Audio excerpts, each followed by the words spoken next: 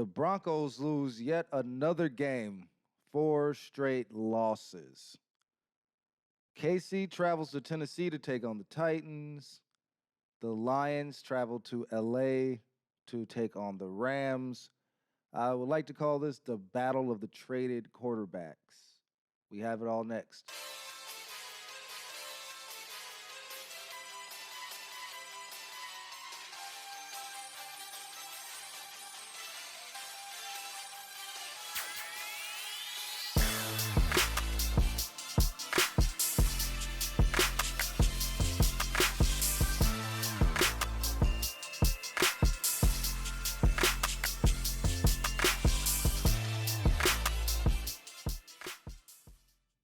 Welcome to another edition of Something Like a Sportscast. It's your boy Dre Giles. I want to know what happened to the Denver Broncos. What happened? They started off the season with 3 games won in a row and lost four straight. 4 games in a row. The team has absolutely fallen apart. Then last game, they lost Von Miller. They just got Von Miller back. He goes down with a left knee sprain. That hurts the defense. I mean, it's not like the team isn't already hurting as it is. Teddy plays the game as if he doesn't want to play the game. I don't know if anyone else has seen this or noticed this in watching the Broncos games, but does Teddy Bridgewater seem as if he no longer wants to play football? Or maybe he's scared, or I don't know. The guy has no enthusiasm. He has no play calling. He's not directing his line. He's not really calling out the blitz. Hey, the guy's not shifting. He's not doing too much of anything. I would say I'm pretty much done with Teddy Bridgewater myself. Why not bring in the likes of Cam Newton or somebody? Cam Newton at least has a drive and a will to want to play, especially after sitting out for here a while. I think he would mesh pretty good with this Denver Bronco team. I wouldn't trust the backup, that's for sure. He needs to get thrown out of town, Drew Lock. The last time he came into the game, it seemed like this guy was throwing passes with his eyes closed. It's weird. But yeah, I don't know. I think they have to get it together. The running game needs to step up a lot, a lot. I mean, 4 straight losses, Fangio. What are you doing? You got to get it together. What's the point of going out there to play every Sunday just to lose every single Sunday, especially when you have such a hot start at 3-0? You guys seem more like fakers this year instead of takers. KC has to travel to Tennessee to take on the Titans. Both teams have won their last game. I think Tennessee is on a 2-game winning streak at this point. Tennessee has kind of turned it around. They started the season off pretty shaky, I would say, at most. But the last 2 games, like I said, they're on a 2-game winning streak, and I think they take KC out. I don't think KC has what it takes to beat them. KC's been up and down. It's been a roller coaster ride for KC here this season. They have win, loss, win, loss, win, loss. So they won last week, so I'm going to go ahead and take the bet that they lose this week. It's just kind of been the way it goes. KC has been they've been in turmoil. It seems like their running back core is a little depleted here. Patrick Mahomes still does what Patrick Mahomes does. He has Tyreek Hill, which is absolutely amazing. But it just seems like something's off from the last couple of years. I'm not sure, and I would say this is a game that KC maybe a must-win game because KC does not want to go here almost halfway through the season starting at under 500. So Tennessee has the running back Derrick Henry. Derrick Henry's been amazing. I mean, this guy pretty much takes the team, puts him on his back, and he runs the ball. They call him King Henry for a reason. I mean, no one wants to get in his way. No one at all.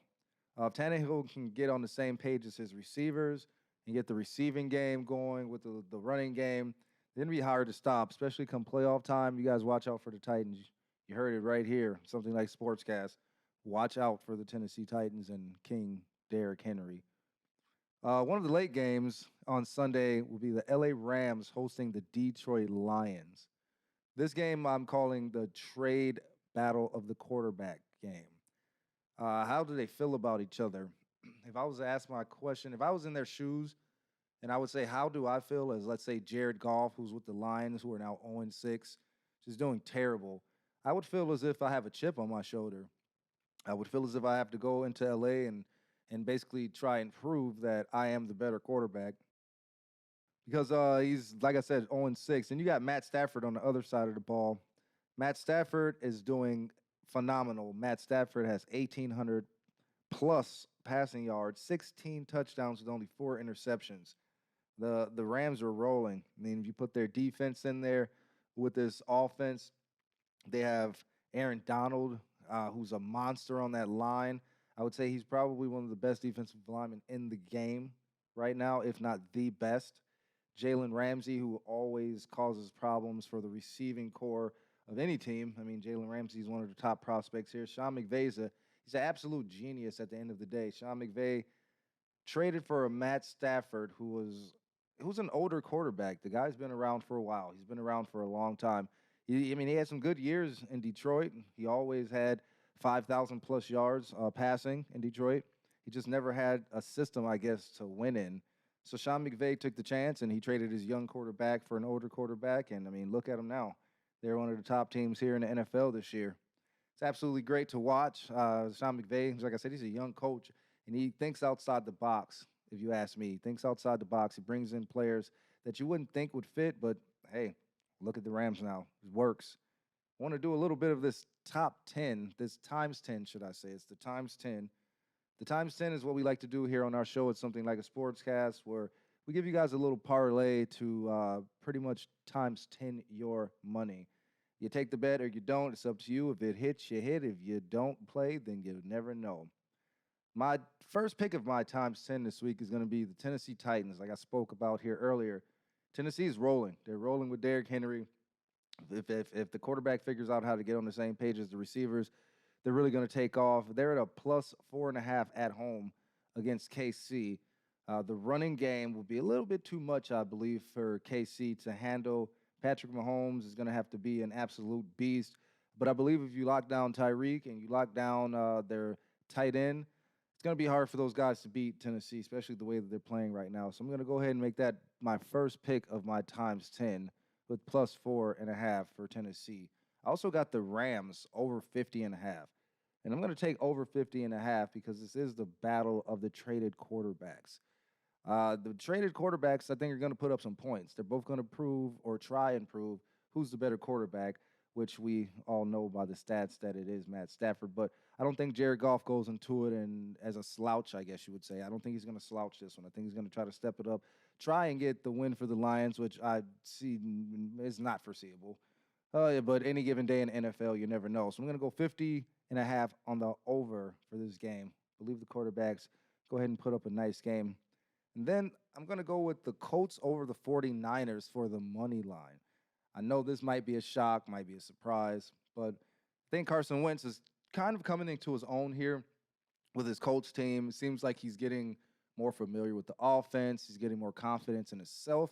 I don't want to brag about the guy too much because he can't come out and be Carson Wentz of old.